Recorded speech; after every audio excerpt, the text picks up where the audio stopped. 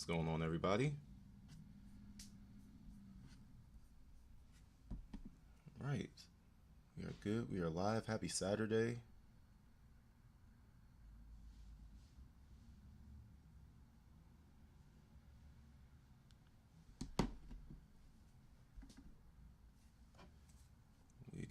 We got some testimony to get through today in the Brice Rhodes trial. So good to see everybody.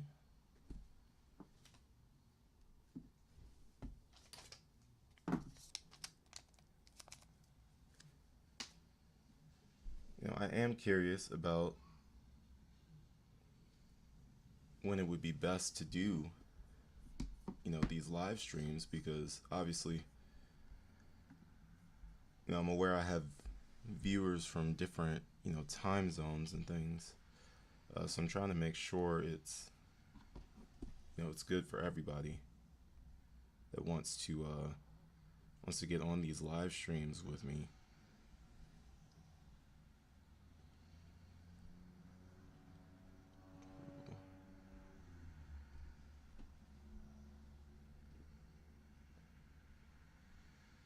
So really what I want to do today is I want to just catch up on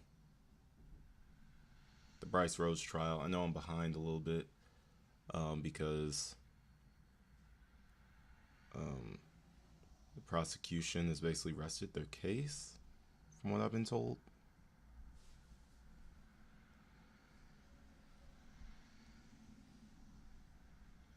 So did want to spend a little bit of time just catching up on the testimony. Some of this you guys have already seen probably, but I haven't really seen it. And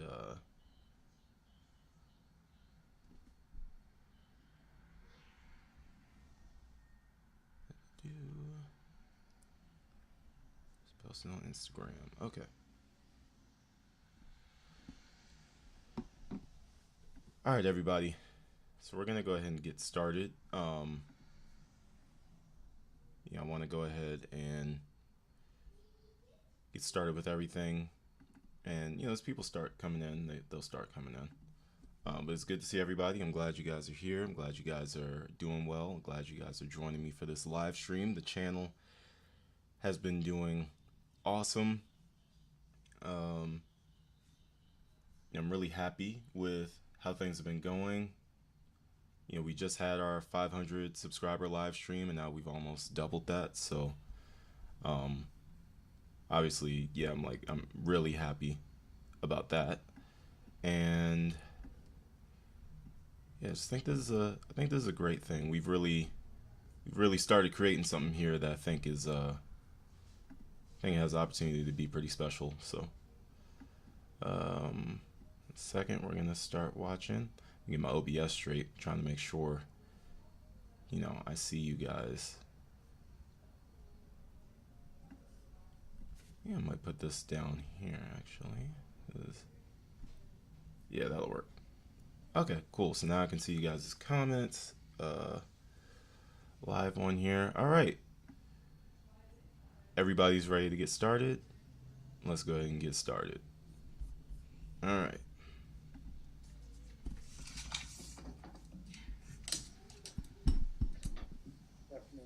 Can you state your name for the ladies and gentlemen of the jury? Officer Thomas Franklin. And Officer Franklin, where are you employed? Louisville Metro Police Department.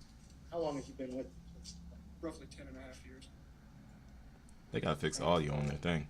Were you with the police department when this case occurred back on the 2nd day of May of 2016? Yes. And how did you come to be involved in the case? At the time, I was a patrol officer in the 1st Division on late watch, and I heard a shot fired while I was at roughly 28 in Broadway. Started going towards, and then was later updated that there was a shooting that had taken place with the victim, and therefore continued that direction. So you actually heard the gunshot yourself, and then you became aware that Yes, sir. it was fired. And Have you had an opportunity to review your body cam from that evening? Yes. And did it fairly and accurately reflect the events as they unfolded? Yes. Move to admit and publish officer's body cam. It's actually going to be Commonwealth 6. I have 5 photos. Thank you. So admitted.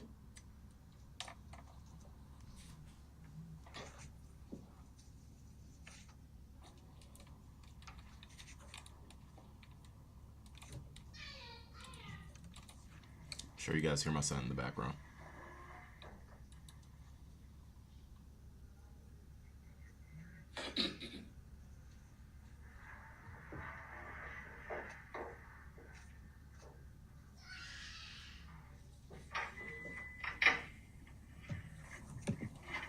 Okay, so I believe that's Christopher Jones on the ground. Over there by that sidewalk, please. Okay. Hey, buddy, can you hear me? Can you hear me? We'll get to you in a second, all right? We just. Hey, where you shot at?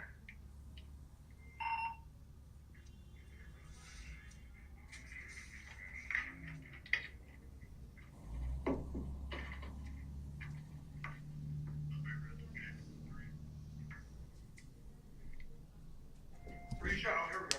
Right here. Yeah, got it.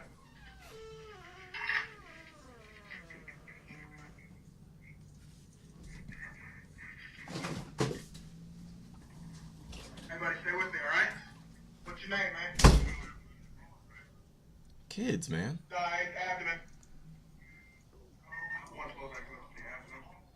He's breathing. He's not conscious or alert right now.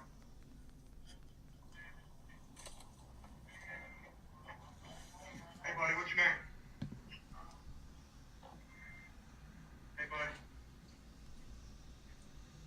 What's your name, man? Talk to us. Can you hear me? He's not really responding to anything. Yeah.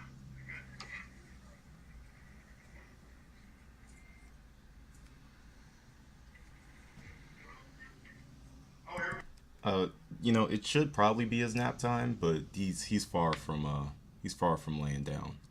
Carla, good afternoon from DC. Really great to meet you, Carla. Me and my family were originally from that area, and looks like we plan on moving back within at least like the next half year will probably be the latest that we move back. So I'm in line for a few federal government jobs as a GS-12 and a GS-13, so I'm really excited about that. Finally, my military service and resume, really paying off in the civilian world, so I'm really glad about that. Just put it out there. I did get laid off from my job this week. It was kind of a weird situation. I've been with them for 2.5 years. Really been the go-to guy. Really been like one of the hardest workers there and everything, doing their video editing and things of that nature. And they just kind of things started feeling a little bit weird. I was a contractor, and things started feeling a little bit weird recently, and it was like they really weren't trying to give me hours. They kept saying like, hey, can you work less hours? And I'm pretty certain I was probably the highest paid video editor, and my wife says she feels like they couldn't afford me anymore, and it was weird. It's like, so we fill out our own timesheets on an Excel sheet and we send them in. Apparently on my very last one I made a mistake, because sometimes I will either pre-fill out my timesheet with the hours that I know I'm going to work throughout the week, or I'll fill it out retrospectively, like at the very end, because there's just so much going on every day. I don't always remember to like put the hours into my timesheet. So this time I'd accidentally put in 2 days where I wasn't logged in. And I'm like, okay, in my head, I'm thinking, okay, cool, they can just take it out of my next paycheck or something like that, It was only like $140. I'm like, cool, you know, in my head, just take it out of my next paycheck. It's fine, you know. Write me up if you need to. Like, hey, there's your, you know, first warning, your last warning. Don't make this mistake again. Cool, I'm human. You know what I mean? But it just seems like they had fired. It was a 2-minute phone call, and it just ended with, yeah, we're gonna have to terminate your contractual status effective immediately. And I was like, the hell, you know what I mean? And it was, yeah, it was super sudden. You know, and ironically, it comes in the same week that this channel starts doing, you know, what it's doing, and I'm like, wow, that's God's timing is something else, man. God's timing is something else. My wife has a job making like 15 more an hour than I was now that she just started a couple weeks ago. I still get, you know, veterans assistance, disability pay, and now I have YouTube as well. And you know, I should be approved for memberships and monetization very, very soon. And you know, also got these job interviews coming up. It's like everything's happening. It's like a bunch of give and take at the same time. My main concern with getting fired and let go wasn't it wasn't the fact that I got fired, because I was planning on leaving the job pretty soon anyway. So like it's kind of like when you're about to break up with somebody but they do it first. You know, it was kind of like that. But like, it was the fact that, you know, I prided myself on how I was viewed there. I've prided myself on being viewed from, you know, a really professional perspective, somebody that's reliable, you can count on. And I was just really uncomfortable with the optics of the situation. I'm like, okay, I look like a thief here, and that's not what I'm about whatsoever. And it was just a big misunderstanding, and I didn't really feel like that was taken into consideration. I didn't even get a chance to like defend myself. They didn't actually show me the log or whatever that they were talking about. They just fired me over the phone. They're like, yeah, we're just gonna have to let you go. Keep bringing your laptop tomorrow. And I'm like, well, for all that, I'll just bring it in today. Whatever, you know what I mean? But I still have good relationships with a few people there. The one that I put on my resume for this specific job, she's like a third mom to me. Of course, I have a mom, I have a stepmom, and like she's like my work mom, and she's awesome. We're like super close. I talked to her after the situation. She was like, hey, anything you need, just you know, let me know, and I got you. If you need a letter of recommendation, anything like that, let me know. And I'm like, okay, cool. You know, I appreciate stuff like that, because I don't know, it hurt to be fired that way after you dedicate so much of yourself to, you know, a job, late nights and everything. And I'd be up to like 2 a.m. working this job sometimes, and you know, for them to fire me like that was just kind of grimy to me. But you know, honestly, at the end of the day, I take responsibility for whatever I messed up on my timesheet. You know, it wasn't my intention to steal money from the company. Like I worked super hard for the company, and I accidentally put in some hours on some days where I wasn't actually working. But like, I would have preferred them to be like, you know, hey, don't let this happen again. We're writing you up, and we're taking that money out of your next paycheck. That would have been perfectly fine with me. No quarrels whatsoever. But to just fire me, and that's like my first offense ever that I've had since I've been, like, I haven't had any issues. Like, I've been working. My edits are always good. It was just it was just a little strange to me. But fortunately, I have you guys supporting me, supporting this channel, and what I've learned from this experience is that I should always have a safety net that I control, a safety net that relies only on me. Nobody can fire me from this channel. You know what I mean? This is my channel. I own this. So, you know, it is what it is. But I saw Carla, you know, mention good afternoon from DC, and I'm like, you know, let me talk about the fact that I'm moving to DC and some of the reasons why that's happening. So yeah, we'll be back in Prince George's County where I grew up. I went to Charles Herbert Flowers High School in Springdale, and I grew up in District Heights, so right outside of DC. And really excited to be going back. Really excited to be going back with, you know, a significant pay increase. If any of you guys are government workers or familiar with government work, you know GS12 and GS13. That's some bread right there. Hey, you're good. You're good. You're good, buddy. Still, man. Be there. You still. EMS is here. Can you hear my boy? Can you hear me? What's your name?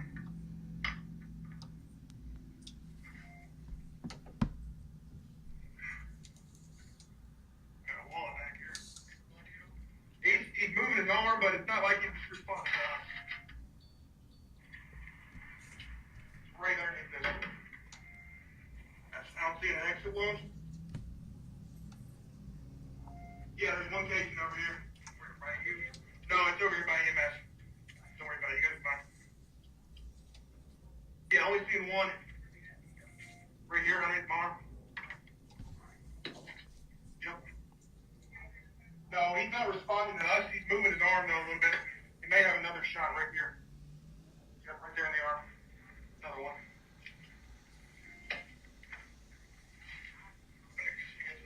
You're fine. This one's a through and through. It looks like it went through this into him. Oh, I got it. You're fine. Oh, you're good.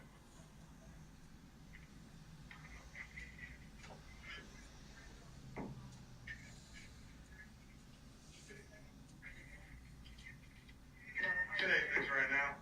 You hold down for today.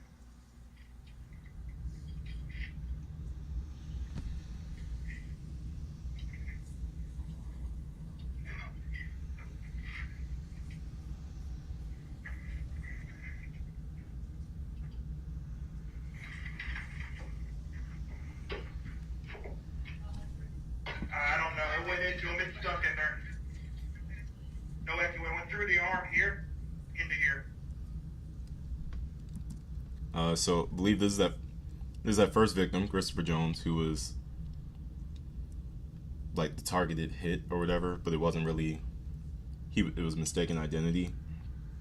He got shot in the arm, then it went into his side. And if you guys know anything about how bullets work, if it doesn't go clean through you, that's when it's bad news. You want it to go in and out, because the longer it stays in you, it moves around and starts messing with your organs. Nothing's supposed to be in there, but what's in there, right? So if there's a bullet in there, hot lead, it's going to start burning up those organs and penetrating those organs and stuff, and that's when you're talking like bad news. Is that a night you remember pretty well? Safe to say. Yes, sir. Can you walk the jury through what do you do once you get? And this is why, like,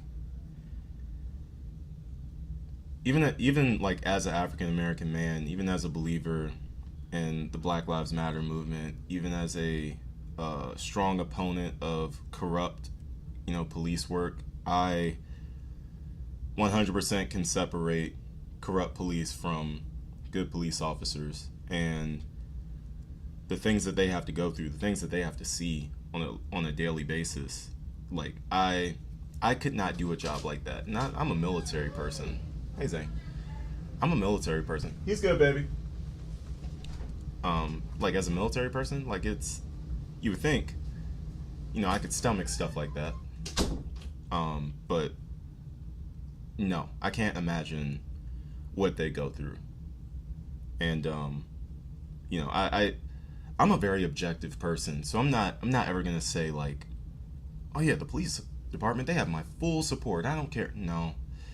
And I'm never gonna say, the Black Lives Matter movement just has my full support by default. What I am going to say is that I have participated in peaceful Black Lives Matter protests where we weren't destroying anything and we were just protesting for our right to live and survive. But I also am one to thank a police officer for their service, because if I'm in trouble, who am I going to call? I'm going to call the police. And good cops, I know a lot of them. I know a lot of them of every skin tone, and I have the utmost respect for them and the situations that they put themselves in. Regular traffic stop could turn into death for them overnight. And I just, to have the bravery to do a job like that is absolutely 100% commendable, and I respect it to the fullest. I hate that I hate that one bad apple always will spoil, the bunch. Obviously, we've heard that saying before, and like it rings true. Like one bad apple will spoil the bunch. One bad cop will make us look at all the cops like they're horrible. And honestly, it's fair because we don't know who we can trust. You know what I'm saying? Like, how are we supposed to know? It's not like they wear a cone on their head that says bad cop. You know what I'm saying? So we never really know what we're going to interact with, just like they never really know what they're going to interact with. And that's why I think it's so important for like the police to have actual relationships with their community. Now it's a little bit hard when maybe you're in a place like Chicago and there's murders happening all the time. Like where do you even start? You know what I'm saying? Where do you even start to like actually build the relationships with the community? Like, yeah, I have no solution for that, but I think when you have like small town police officers, you see it executed really well because everybody knows each other. The police know the community knows the police officers, and like the relationship is good. And you don't have many instances of police brutality in the small towns that are policed by like maybe the small sheriff's department or something like that. You normally see police brutality in like the big cities and everything where there's just too many people and not everybody knows everybody, so like the relationships are super hard to build. But like I look at this man's eyes and I know for a fact like this night that he's having to relive right now haunts him. Seeing a man dying on the ground, hearing that man died later, and this is not his first time probably seeing something like that. So like it's just I really feel for them. I feel for them. I feel for the good police officers. I feel for the victims of police brutality. It sucks all the way around. Call. What steps do you follow? This one, again, I was in the parking lot at 28 and Broadway, and actually heard the shot and started going that direction. At which time it's updated to a shooting with somebody that's been struck. I'm a first division officer that borders the second division. The actual location was in the second division. However, because of short bodies, people already on runs and things of that nature, I decided to continue to go anyways because I had determined based off what dispatch had been saying and other people had been responding, I would still have been closer to help provide aid and continue to go that direction. So I continued going, observed EMS in the area beforehand, and notified radio that they were staging. And I don't think I asked you, do you remember what Hey Carmen, what's going on? time it was that the call came out? It was after midnight. We work 7 to 7 at that time, I believe, but 12-hour shifts. So it was after midnight, but not too early in the morning. You said it was 1:50. Would you believe me? Yes, sir. So you pull in, we saw how fast your cruiser was going. You see somebody down. What's the next thing you're doing there at the scene? Next thing I did is I grabbed a roll gauze, medical supplies from glove box, show up on scene. There was another officer there, and put on PPE, gloves, then immediately went into trying to address wound, figure out where the wound was. Obviously, this is our victim here that we're attempting to help, and located the abdomen wound, which at the time putting pressure on was the best option. And based off my experience and training and everything that I've encountered up to that point in time in my career, again, en route, I'd seen EMS, so I knew they were close by, and just take care of the scene as far as making sure that it's safe for them to get there with their higher level of medical expertise. And may I approach Your Honor? Showing witness Fremont exhibits 145.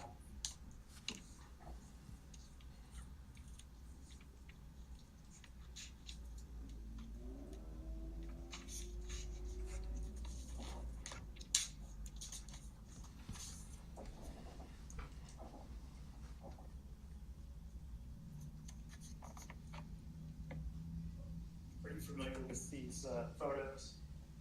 Yes, sir. And they all fairly and accurately represent what they purport to be? Yes.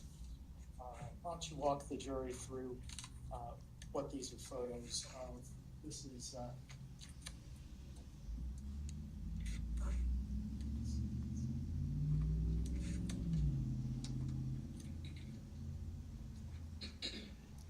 brighten that up, turn the lights down.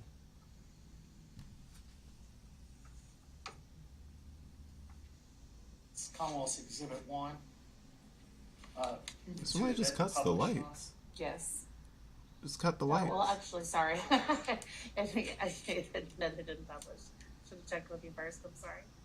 Thank you. So, the first picture was a driver's license. Why is that significant? It was a driver's license that was in the wallet that was located in Mr. Jones's pocket.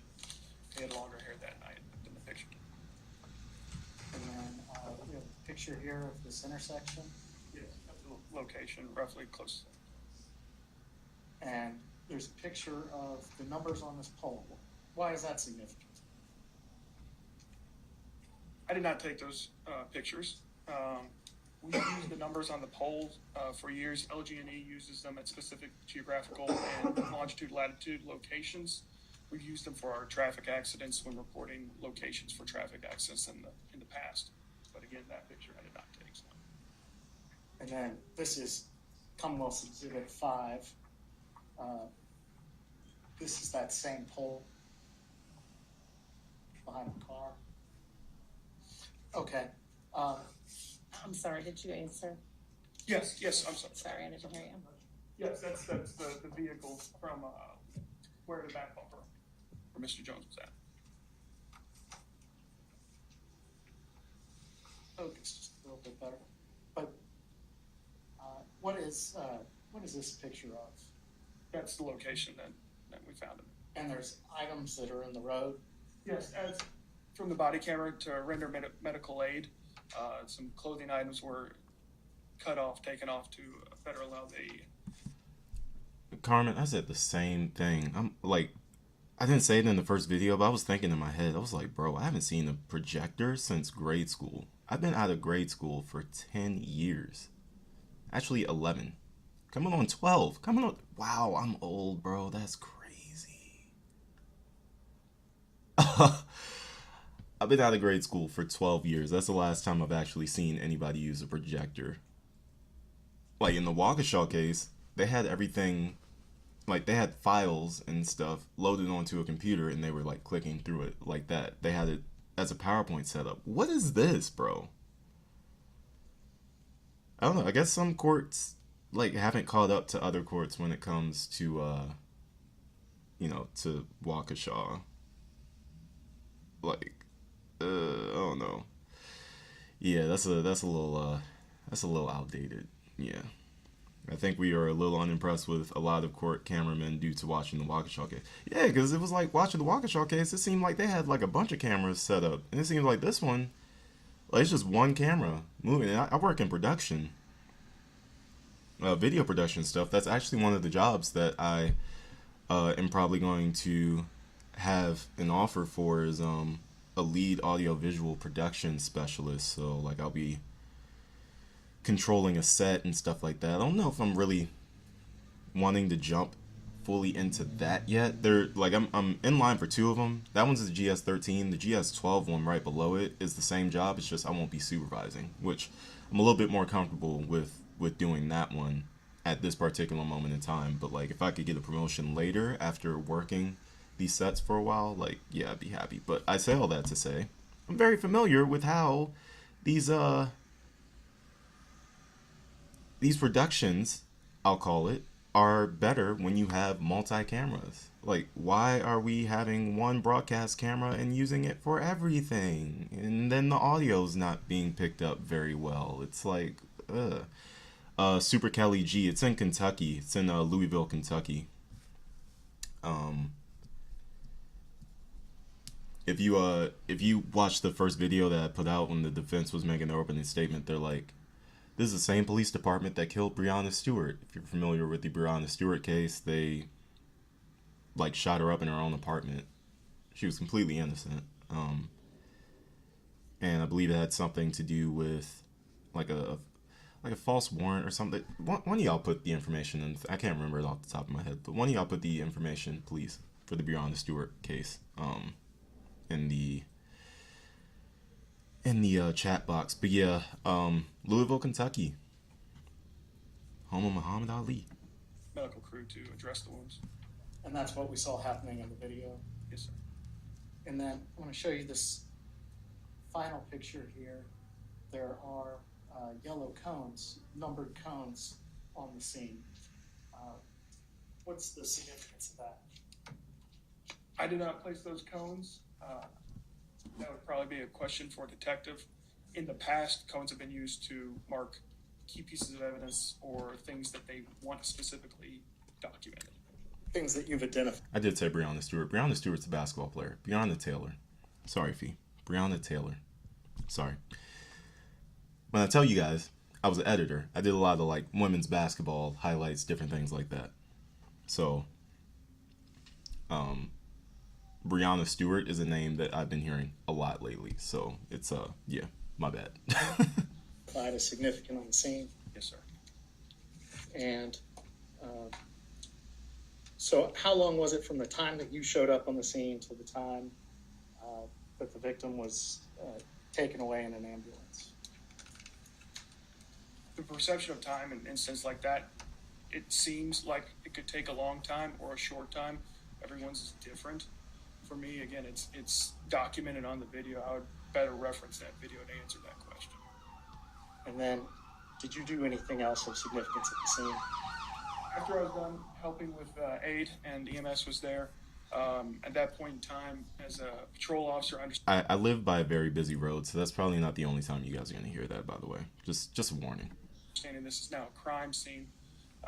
Depending on what has already been done, crime scene tape was already in the process of being put up, at which point I went and people had started to gather and come outside because of the commotion and the lights and the sirens, and therefore just tried to identify anybody that may or may not have been around or seen or heard or anything like that, and try and get information on them to better identify them for a detective to follow up with. Thank you, and please answer any questions for the defense.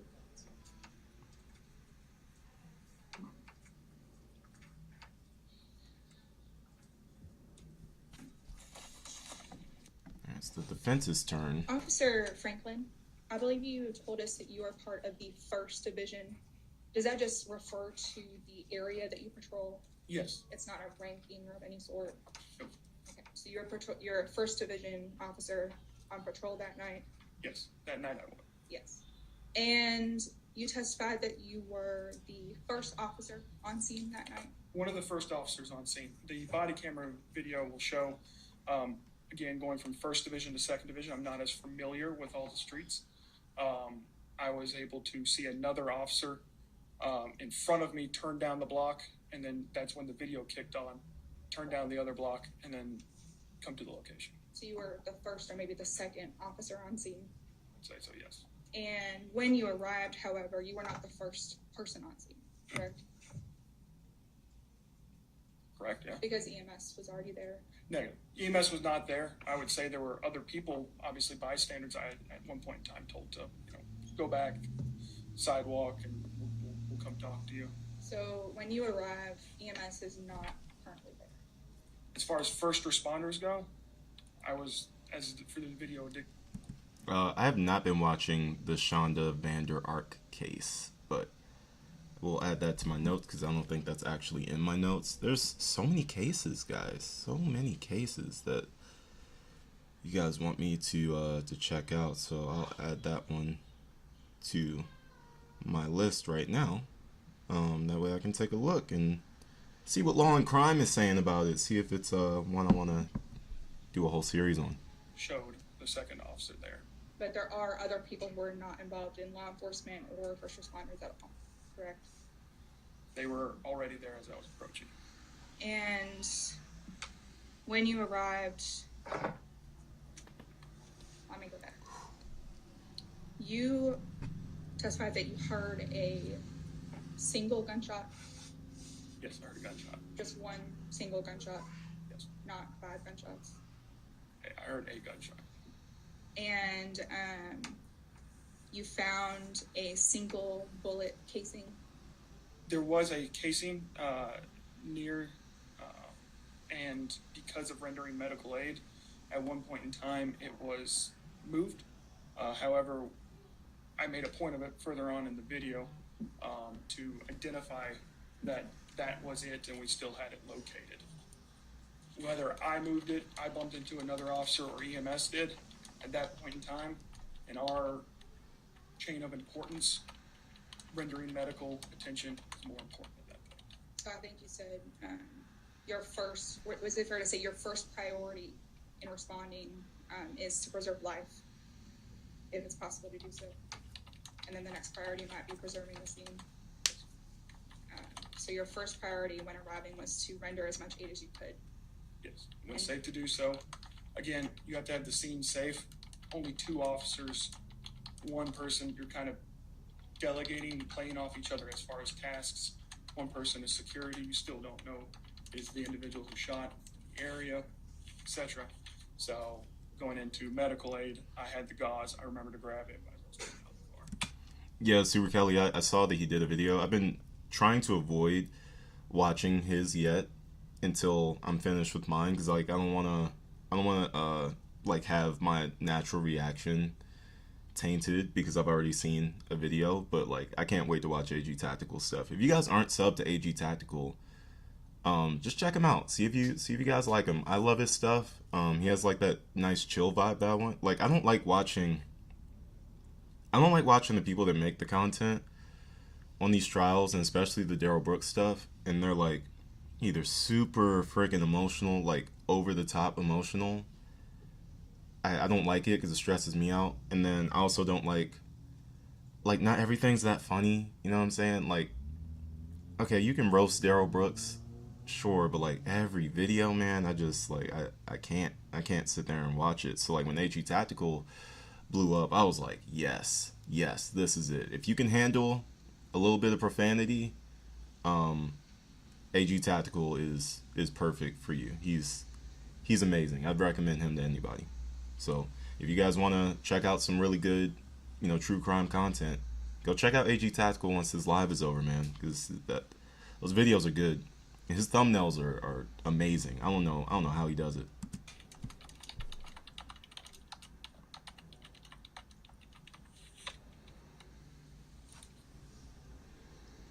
The casing that was found, that was put into evidence and preserved. I was not part of that process. But Brice's fingerprints were not ever found on that shell, correct? Excuse me? Brice's fingerprints were not found on that casing. It's not part of that process. You're asking the wrong person. I believe you said that after the scene was secure, you interacted with some of the bystanders. Yes. To try and see if anyone had seen what had happened. Yes. And one of the bystanders was Keith Taylor. Yes. And did you speak with him? I did.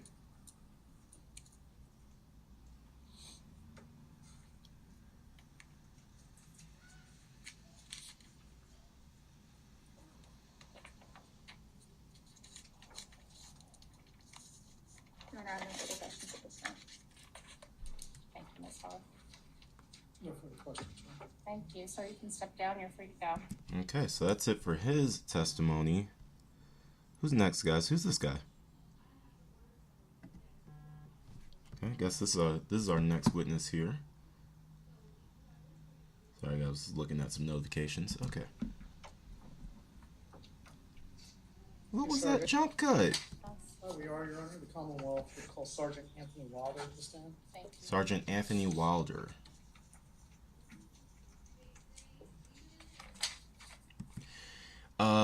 Yeah, Special K, I think a lot of people were saying that, like, the state, man, like, if the Waukesha crew was on this, oh, man. Like, I know we can't have them on every case, obviously, but it would be really cool to see them take on another high-profile case. I think Attorney Sue Hopper is done with that, though. I don't anticipate seeing her on another one. But it'd be cool to see that tandem together one more time.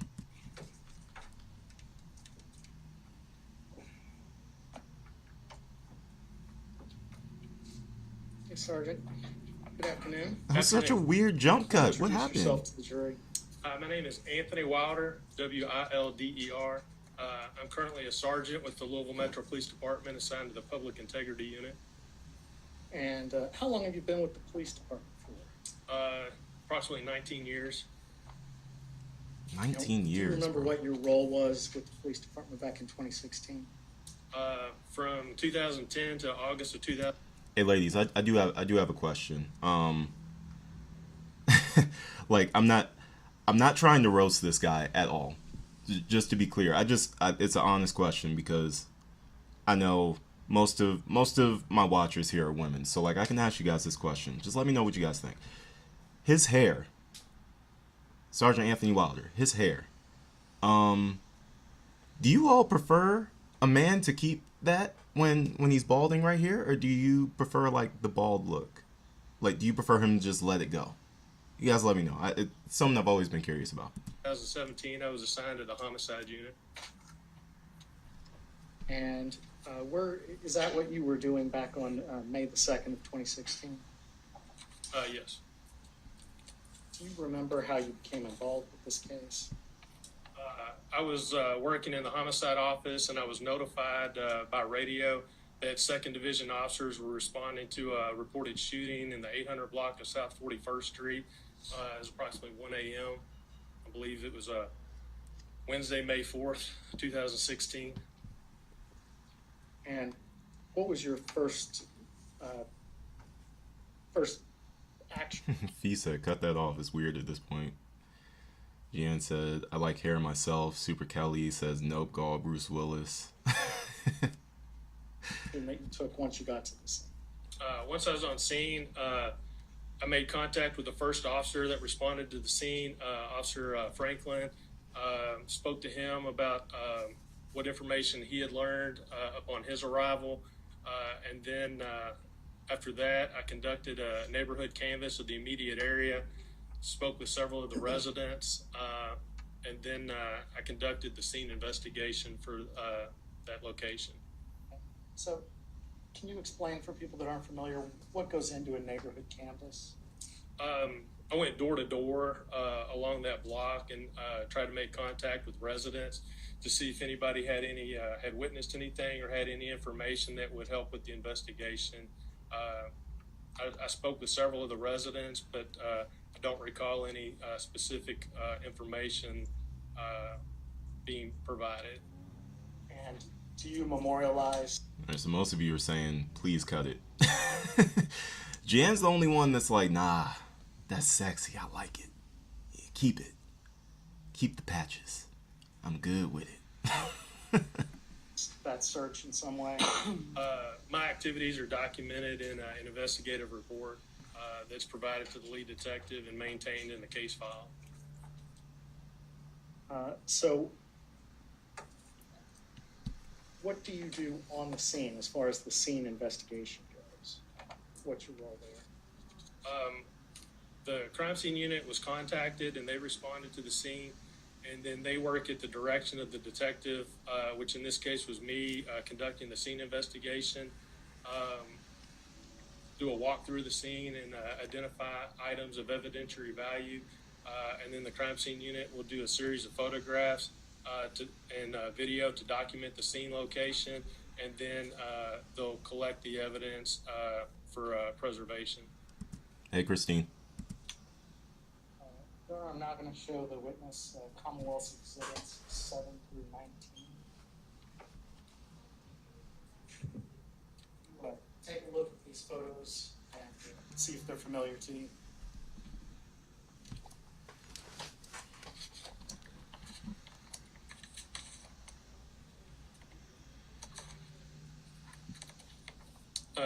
These are some of the photographs taken during the scene investigation. They show typically there'll be 3 sets of photographs taken.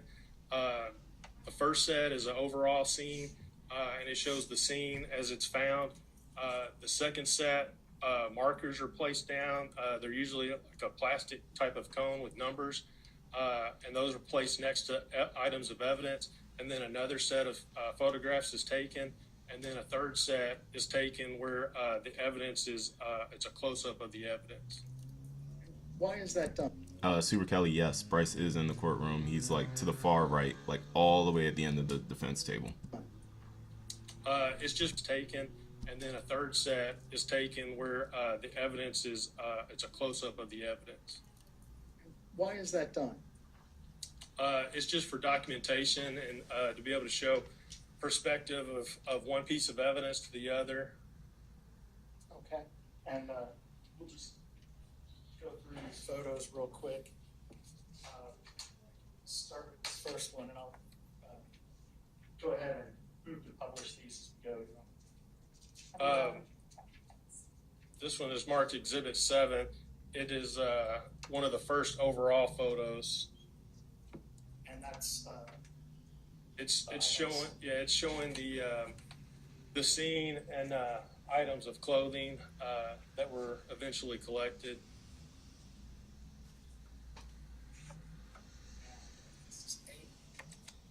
Yes, this is just showing from a different angle the clothing. Am I in the United Kingdom? No, I'm in Florida, on the East Coast of the United States. But in a few months, I'll be moving back up to the Washington, D.C. area. That's where I'm originally from. I do love the UK, though. London is my favorite city I've ever been to. Ever. It's London, then it's D.C., and then it's like Rome and Pompeii, like kind of tied. You know, love the United Kingdom. Love it. same with 9, 10. Yes, these are just showing different angles and perspectives of the scene during the first set of photographs with no markers. All right, what about 11? Markers in this photograph have been placed to help identify the items of evidence. And 12? It's the same, it's just showing a different angle. Let's take a look at 13 through 19 together. What is this? These will be, it'll show the close-up of the marker and the item of evidence associated with that marker. So for marker number 1, I believe that's a pair of dark-colored jeans. And picture 14, marker 2. Marker 2 is a shell casing. Zane's good. He's been super emotional this week. Can't really figure out why. He's been super active and super emotional. But if you guys want me to go get him, you know I will. Just let me know. Marker 3. Marker 3 is a kind of a plastic wristband. 4. Is a Cricket cell phone. 5. There's several pieces of clothing in 5. I believe there's a jacket, some white and red T-shirt, and then a cigarette butt. And 6. It's a red and black hat with a U of L Cardinal logo on it.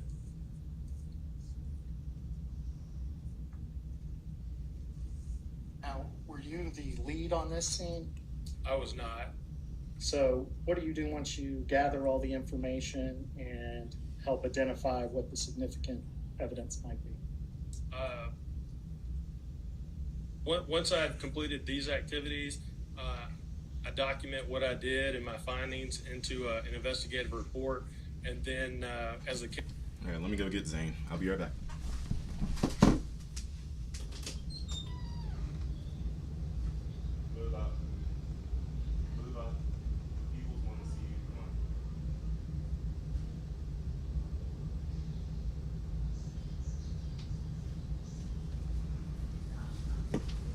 Come say hi. Come here. Oh. Go under that. There we go. And say hi. Look right there. Say hi to the peoples. Hi. Say hi. Hi. Tell them like the video. Review. Subscribe. Subscribe. It's Merry Christmas. Merry Christmas. And a Happy New Year. And Happy New Year. It What have you been doing today? I was playing games on my iPad. You were playing games on your iPad? Yeah, my iPad died. Your iPad died? Yeah, you touched it. I was crying. You were crying. You've been super emotional, right? Yeah, so why I want to play on your feet right here. Yeah, but I'm not playing video games, so. I am playing video games On your iPad? No. I want to. I want my iPad. I want to just listen to a video. Okay, so you're telling me you're tired of being in here? No, I'm tired of my iPad. You're tired of your iPad? Yeah.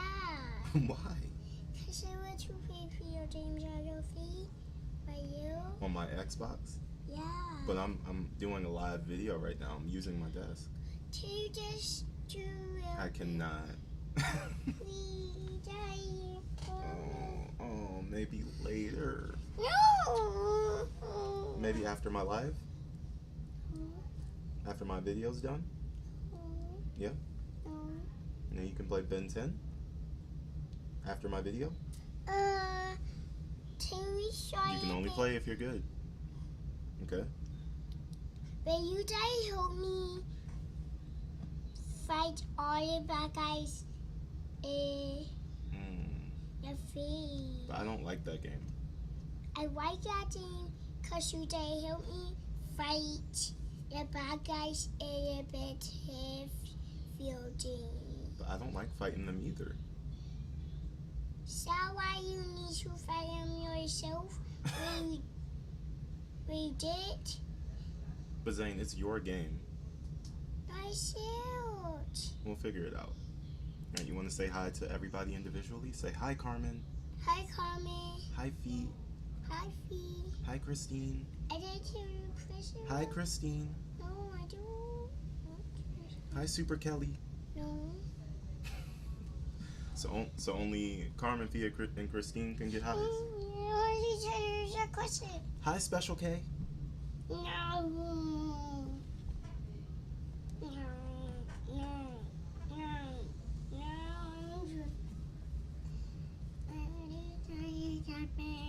Okay. I'll come get you after I'm done, I okay? want to see with you. You want to stay with me? No. Okay. You trying to watch a trial? No. Okay. Then go play on your iPad. No. Okay. I'm going to get back to the video. Let's get back to a video. No, we'll get back to it right now. Let's get back to it right now. Yeah. We got to shh. Okay. Okay. Case would progress. Any further assistance that's asked of me by the lead detective or as the investigation develops, I would provide further assistance and then document those activities in separate investigative reports. That's a police officer.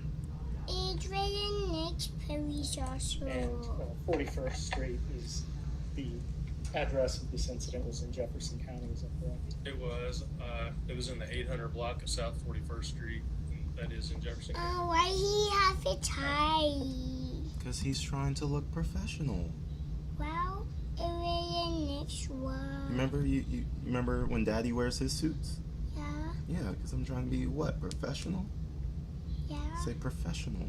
Official. Professional. Official. Good job. All right, you out of here? I will. You staying? Okay. You gotta be quiet so we can all hear. Okay.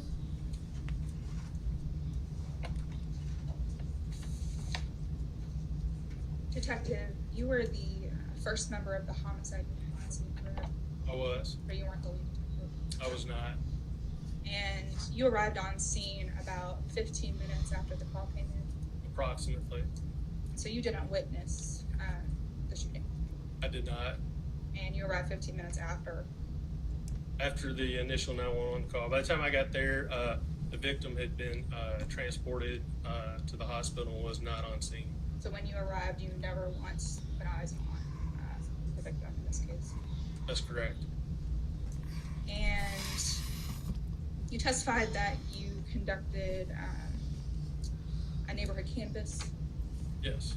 You attempted to or spoke to a number of folks who were in the area. Correct. But there were no eyewitnesses to this event. I did not identify any during my neighborhood canvas.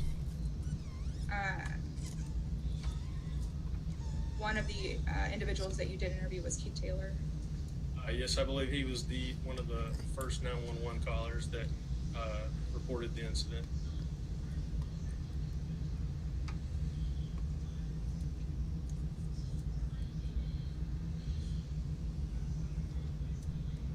You know, I don't think sometimes we even think about the person who usually calls 911. Like, yeah, 911. Like, they might be scarred from it too. Like, oh my gosh, if I would have found Christopher early enough and called quicker, he might have survived and stuff. I mean too. Okay. It's nobody's fault but the one who pulls the trigger, ultimately, at the end of the day. I got two questions. What is 0 make 100? Say that again? 0, 0, and 1 make 100. The other way around. 1, 0, 0. What's 0, 0? Mm-hmm. 0, 0, and 1. I mean, yes, a combination of those numbers, yes. Makes 100, yo. Can we go back, please? Yeah. All right.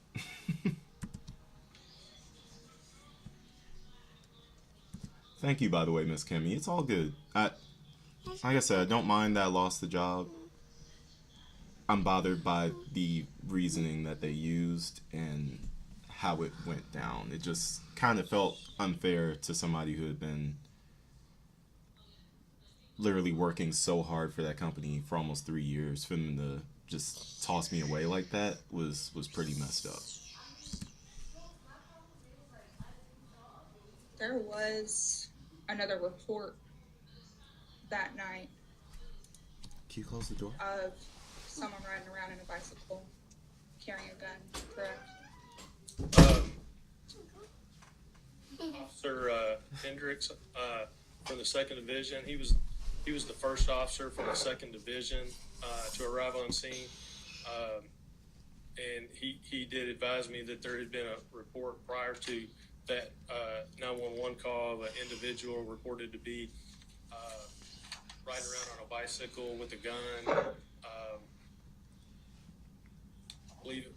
I can't remember the address he gave or the location, and I don't remember how far the 800 block of 41st Street is in the location he provided. I'd have to. What kind of job, Carmen? This is a family show, okay? Refresh my memory with a review of my investigative letter for the location that Officer Hendricks provided for the bicycle. I don't clean houses with my shirt off, Carmen, okay? List. But you didn't locate this individual riding a bicycle and waving a gun? I did not.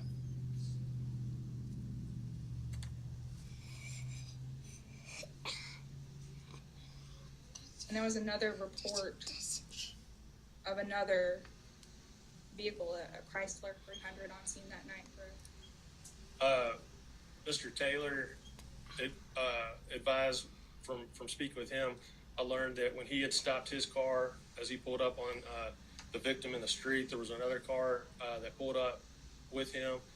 Both individuals exited their vehicle, saw the victim.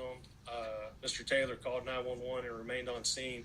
The driver of the other vehicle got back in his car and drove away. And the other individual drove away in his car before the police arrived, correct? That's my understanding from speaking with Mr. Taylor.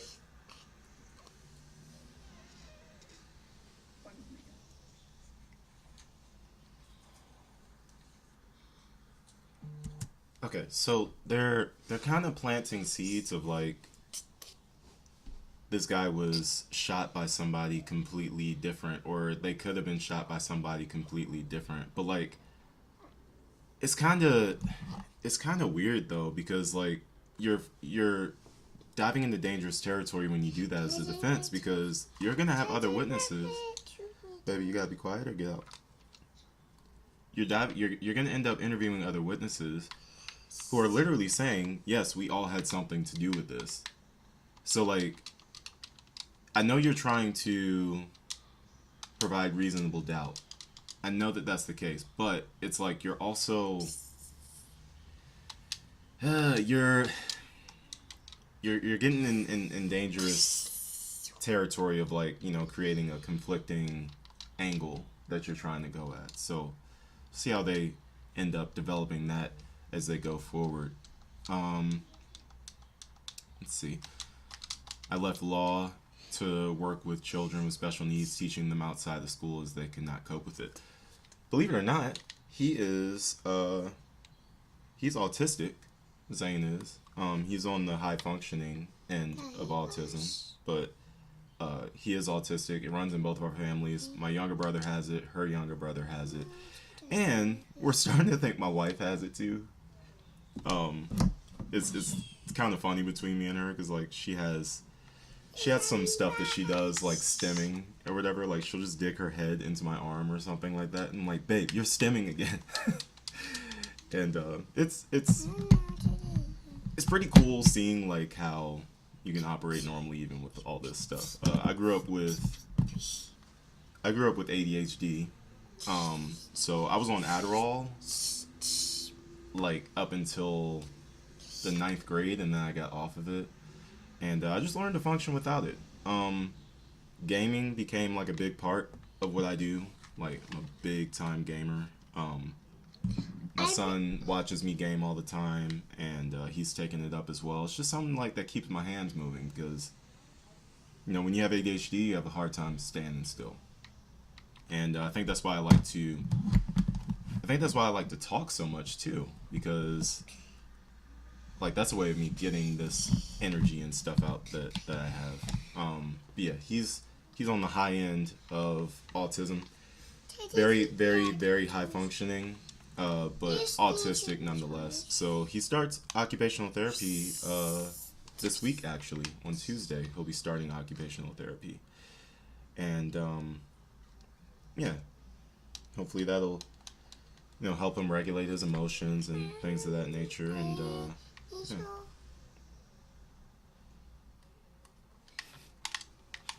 Work mainly with children with ASC. His sad autism is genetic. Looks like Zane is pretty high functioning. He is very high functioning. What is ASC, by the way? Whoever is operating the camera is like a monkey trying to hump a doorknob. Yes, they don't have the steady hand, Super Kelly. They don't have the steady hand, and it's very, very evident that they don't have the steady hand. They gotta be better. They gotta be better. Your son's name is Zane. Give him a job. Every time he sees someone on the monitor with a blue shirt, tell him to tell you or to count them. Okay, we'll see if I can come up with something like that for the boy. Let's see, what else does this guy have to say? No more questions at this time. I don't hear Can we nothing. go?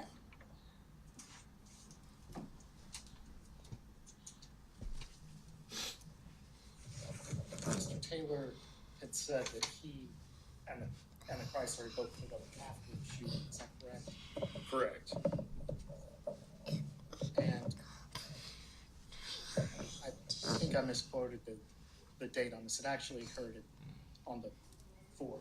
It was late at night on the 3rd into the early morning of the 4th. I believe the call came in at 1 a.m. on Wednesday, May 4th, 2016. Thank you. No further questions. Just get the same, the first witness too. The date.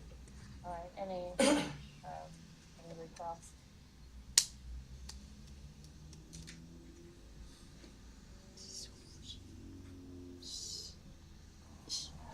Detective, were you the officer to recover the shell casing?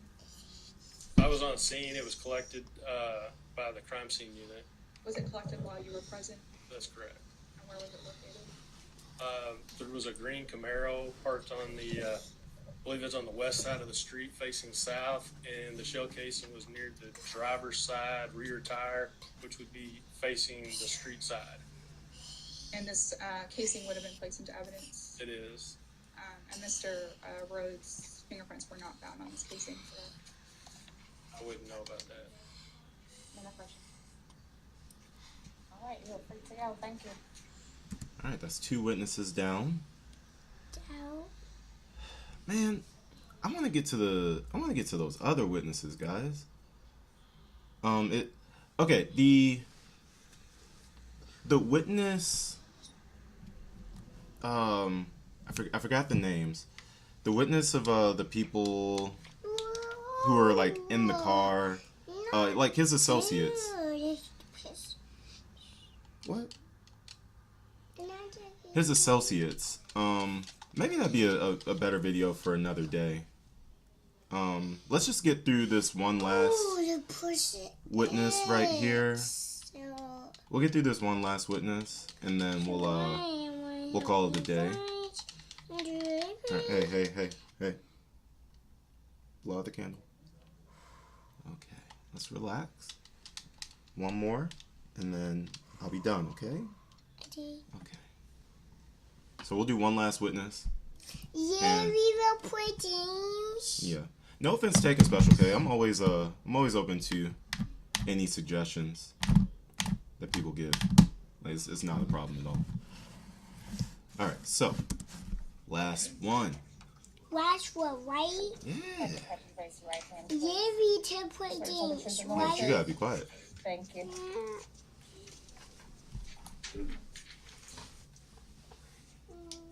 Good afternoon, Detective. Can you introduce yourself to the jury? Yes, good afternoon. My name is Brian Griffin. I was previously employed with the Little Metro Police Department, and at this time I was part of the homicide unit.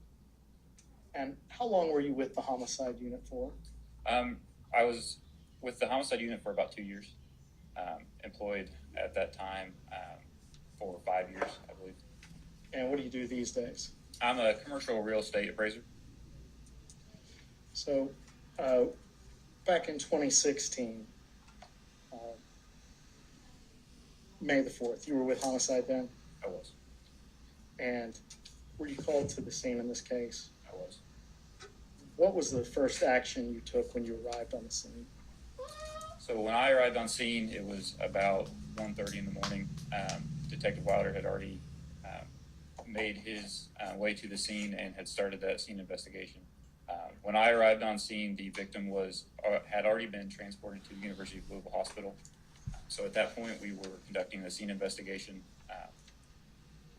So my first actions when I got on scene was to see what we had and then to start the neighborhood canvas. Okay.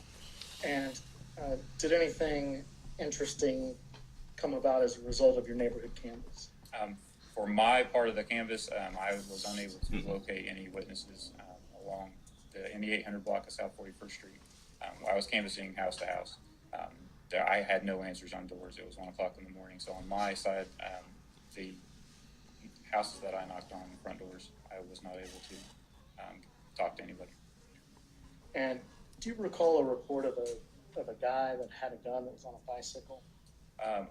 There was a report of that. I didn't have any. Jester. Let me see, who's Jester? Never seen Jester before.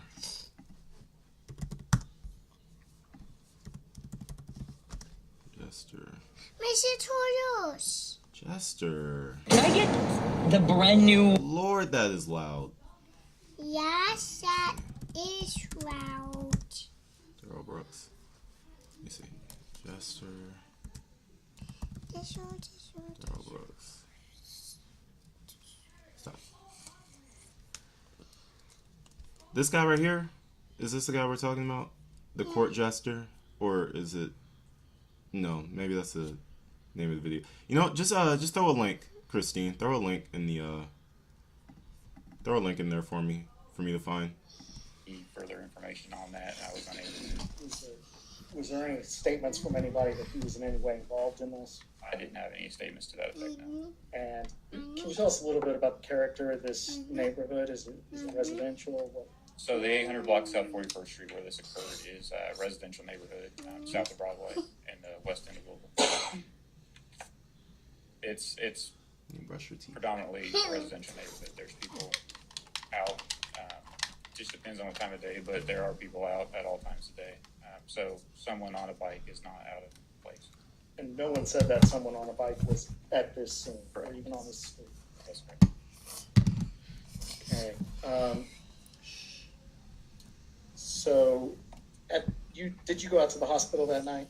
I did. Once we completed our scene investigation, I went to University Local Hospital. All right. May I approach with Commonwealth's 20? Right. You all see this? No objection, This is photograph of Yes. What is this photograph? That's a picture of the victim. You put that over here. Hospital. As soon as I'm done, I'll turn the game on. That's Commonwealth's 20. It's okay. And had he already passed away by the time you got to the hospital? When I arrived at the hospital, he had already succumbed to his injuries. What did you do after that? Did you do anything else with respect to the scene? When I went to university, we had concluded the scene investigation. It was in the middle of the street and on South 41st Street. So we concluded that scene investigation. Then I went to the hospital I believe it was Detective Baker that went to the hospital first. So we kind of split duties while people are investigating the scene. Somebody else would go to the hospital to speak with the doctors there to get a report of what's going on with the victim to get an expectation there. So as soon as I was done with the scene investigation, I went to University Rural Hospital to talk to the doctors there to determine the time of death and the injuries that had occurred. And did you also attend the autopsy? I did. That it would be that same morning at that point. Was there anything significant about the autopsy? Other than the injuries he sustained. He sustained a gunshot wound that went through his right arm and entered his right side. So, after the autopsy, after the scene, did you have any suspects on this case? I did. It's the wrong address. Where'd you send it? Our old Where's it? apartment. Which one? Which one? Sorry, guys. You can still change it. I can't. What do you mean? I'm messaging them. But I just want you to know. Okay. My wife ordered groceries and sent it to our old address. Right? Luckily, it's in the same apartment complex, so we can Right? just try to get it to Right? get the driver to bring it over here. All right, baby. You gotta be quiet again. Did you have any promising leads on the case? I did not. So, what was the first thing that broke for you on this case? I believe, and I would have to look at the exact dates. Roughly 2 weeks later, I received a call. I was off at the time that there was an interview. There were interviews taking place. That the individuals that were being interviewed had information on my case. And who was that call from? I believe it was Detective. It was one of the detectives in the homicide unit, but I can't remember who exactly called me. If it was Detective Tonelli or if it was another person, I believe it might have been Detective Tonelli, but I can't remember the exact conversation. And as a result of this phone conversation with Tonelli, what was the next step that you were able to take on your case? So at that point on my case, I came in to witness the end of the interviews. As far as in my case, we had a statement from one of the co-defendants in this case that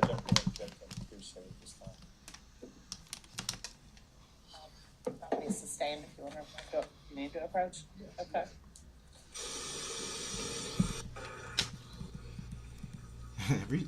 Every time there's been like an objection so far in this case, they all go up to the to the desk and talk it out. So, as a result of your investigation, did you come across any surveillance videos? I did. I had made several attempts to recanvass the 800 block of South 41st Street where this occurred, in hopes that it was late at night, maybe somebody would be awake the next day or subsequent days. I had a chance to go to, I believe it was 823 South 41st Street, where I obtained some video, surveillance video pointing out the front of the house towards the street. I was able to collect that. And what was significant in that video? That video, it faces the street. It does not capture where the victim was located ultimately. However, it does show the victim walking down the street right around the time of the incident, and then it shows two vehicles that are coming up the street. They would be driving northbound prior to that, right after he walked by. All right, and you've seen this video before. I have. It fairly inaccurately represents the video you recovered. Your Honor, the Commonwealth would move to admit, publish Commonwealth Exhibit 20. No objection. All right, admitted, and you may publish. All right, we got some surveillance video here.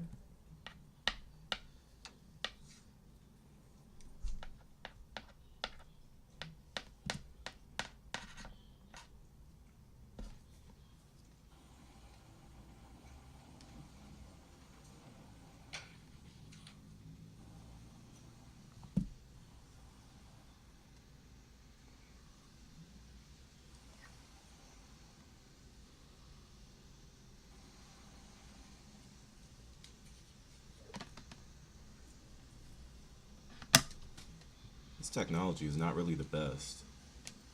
Like, it's so hard to see the surveillance video. Alright, what we got here?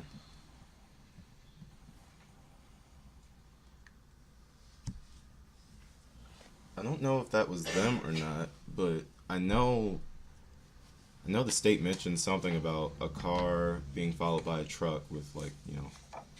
And do you know if the timestamp on this video is accurate?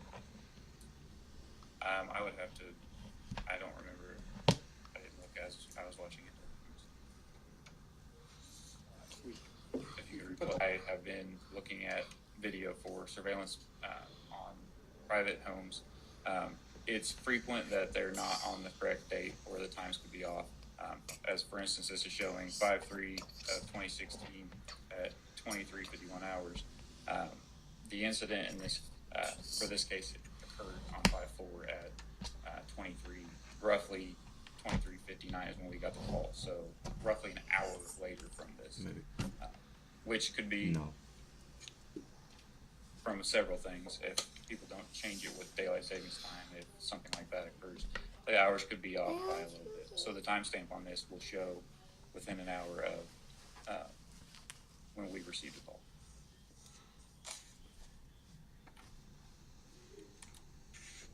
No further questions. Cross-examination. I don't know about you guys, but I have a bad feeling Brice Rhodes might get off without any charges.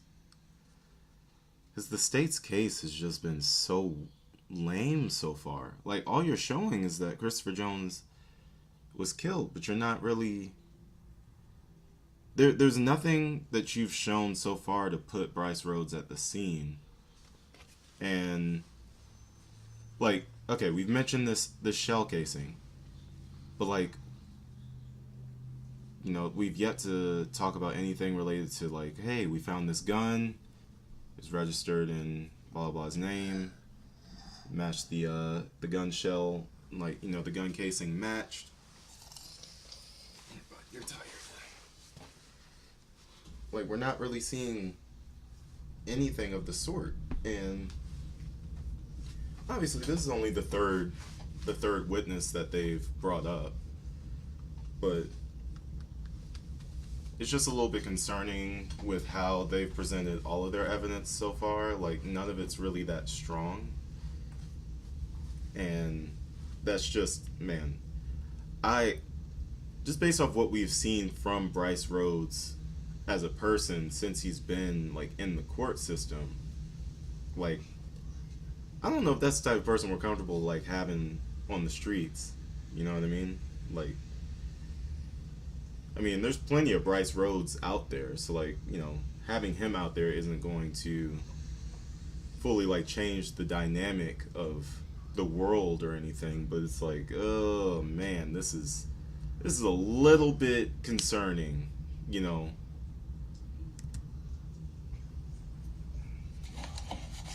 Good afternoon. I want to start off with something pretty easy. Is it Brian or Ryan? Ryan with a B. With a B. R-I-A-N. Correct. Griffin. Yes. That's my fault. Okay.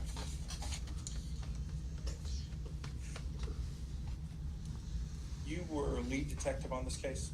I was for this case, yes. Christopher Jones.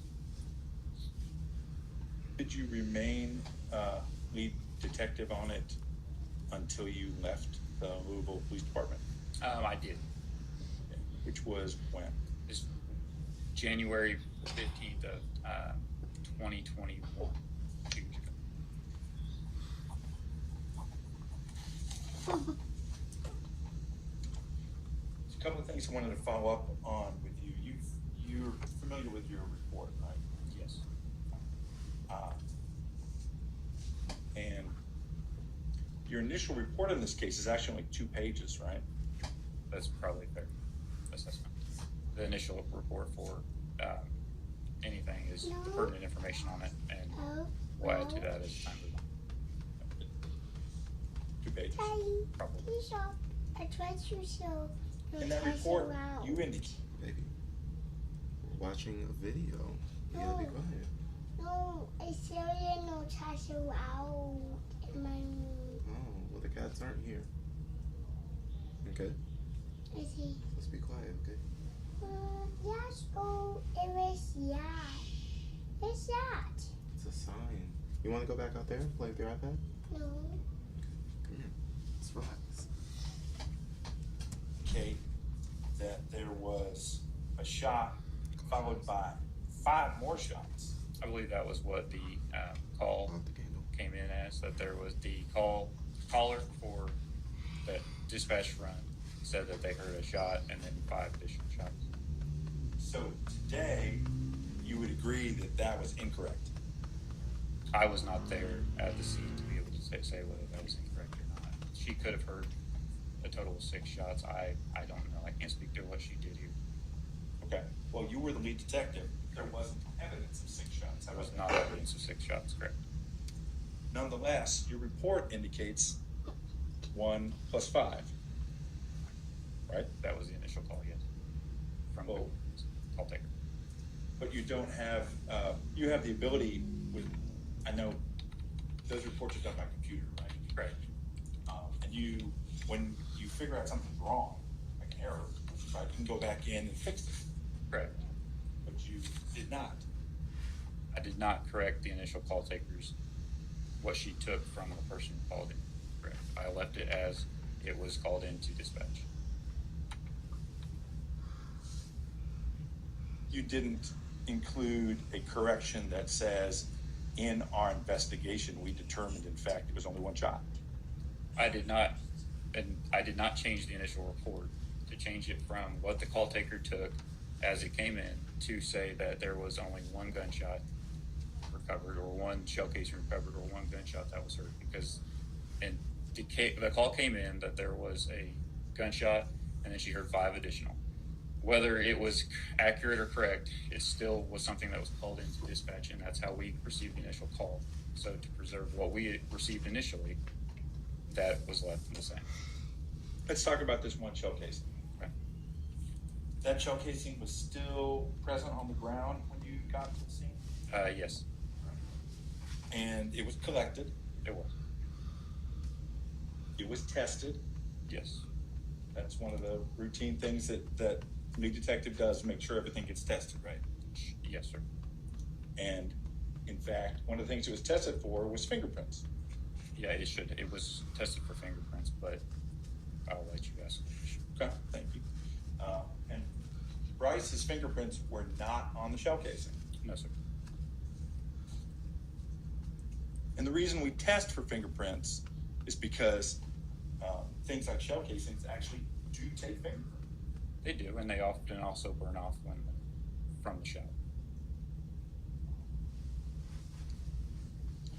I want to ask you about another aspect of the case. That's interesting. I didn't know that. So he's like, yes, shell casings do typically have fingerprints, but they can also, the fingerprints can literally burn off when the shot is fired. Interesting. I did not know that. you went to the autopsy, Correct. which was The morning of the 4th. okay.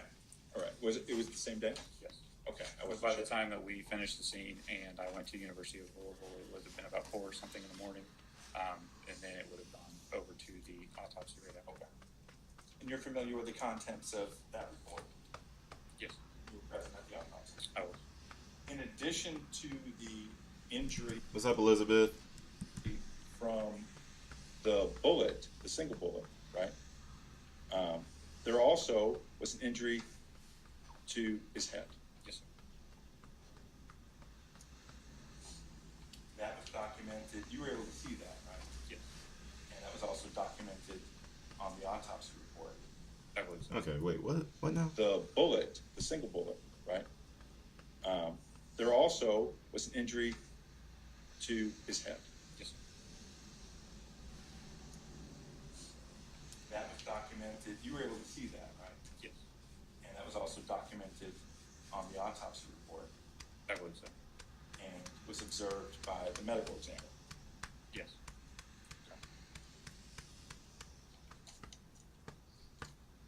Now, it's fair to say that I think you talked about doing a neighborhood canvass, right? Yes.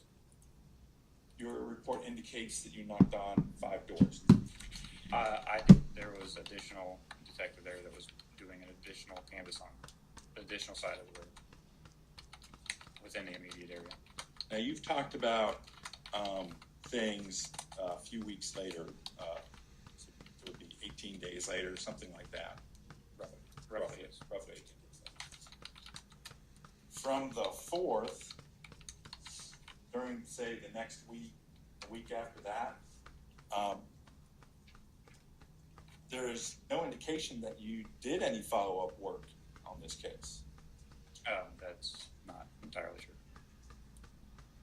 There was additional follow-up done. I followed up with the leads that we had. There was additional cell phone search warrant that was done for the victim's cell phone, as well as additional canvases that occurred that did not yield any results. Looking at your reports, you didn't, I think you said before when you were asked by the prosecution, you didn't really have any leads. They were not very, no, the leads on this case were not very good. You may not have recall of this next question, but I'm going to ask anyway. About how many murder cases would you say you had you were working the homicide? Correct. Were you asking that I was the lead on or that I worked on in general? That is a fair follow-up question. I meant as lead. Okay. I would have to get the exact for you. It was within around 10. Okay. And that's fine. I was looking for the ballpark. I was curious. And then how many additional ones that you were not lead? That was not lead that we worked on. That you were part of. Do you guys do it all by teams? It just depends on the situation. It depends on the amount of cases that are being worked at the same time, depending on the day. It varies, unfortunately. But we worked over 100 cases a year, and I was there for a couple of years. I did not work every single case, but a fair amount in some form or fashion. I think I did a bad job asking my question. I'm going to ask it better. In May of 2016, how many cases would you have had open, either as lead or as part of it? This would have been the only homicide that I had open as a lead. And then as part of a team? As part of a team, I would have to look. I don't have that number. Sure, I know you don't have the number, but I just meant, I worked several, but I was also working non-fatal shootings as well. So I couldn't give 7 years ago. I can't remember the exact number of cases from that one. Okay.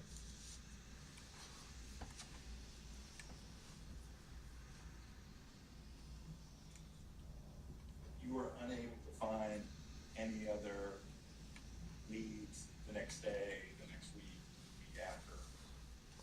Yes, sir.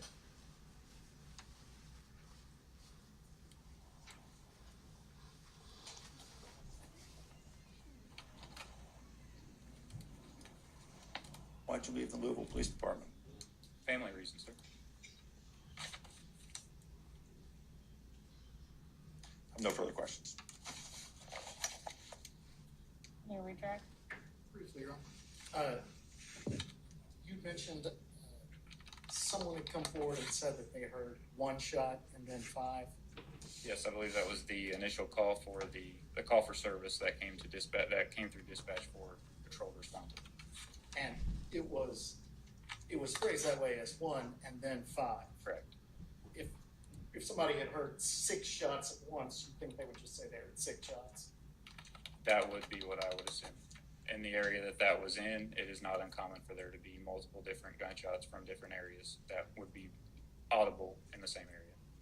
And I guess the question was asked, because someone gives a statement that has facts in it that don't jive with what other people said or what your theory of the case is, you don't get to go back and change what they said, right? Correct. That was what I heard. It would be, after going to the scene and seeing 1 shell casing, to amend it to say there would be 1 would be fair, but the call came in that there was one shot and then an additional 5.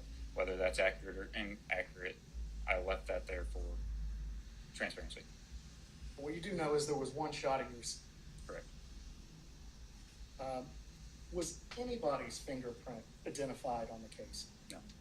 So there were no fingerprints on the case. It wasn't. That's correct. Just that Brice Rhodes' fingerprints weren't on the case. Nobody's. Correct. He just poked a hole in the defense right there. That was a good question right there. Do you recall when you saw an injury to the victim? You mentioned his head. Where on his head was it? I would have to look at the report to be sure. I can't. 7 years ago, I can't remember the head injury very clearly. Do you remember seeing the head injury when he was laying in the street before he got medical attention, or do you remember seeing the head injury at the hospital or at the autopsy? It would have been at the hospital or autopsy because I did not see the victim on the scene. When I arrived on scene, he had already been transported to U of L while they were trying to give him medical attention. No further questions, John. All right, you're free to go, Detective Griffin. Thank you.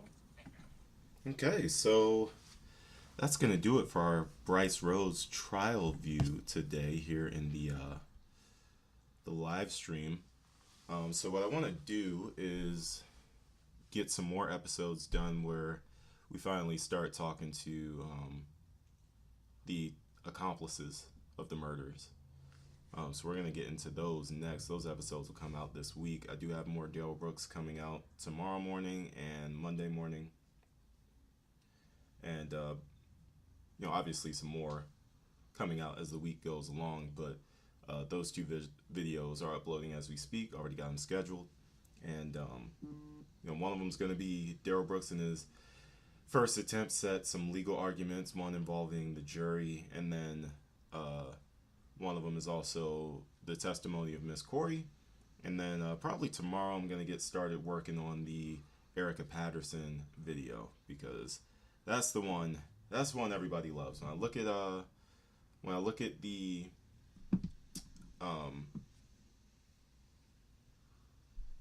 I look at the viewership of like the videos and things like that, like what I mostly see is that people really love the Erica Patterson stuff.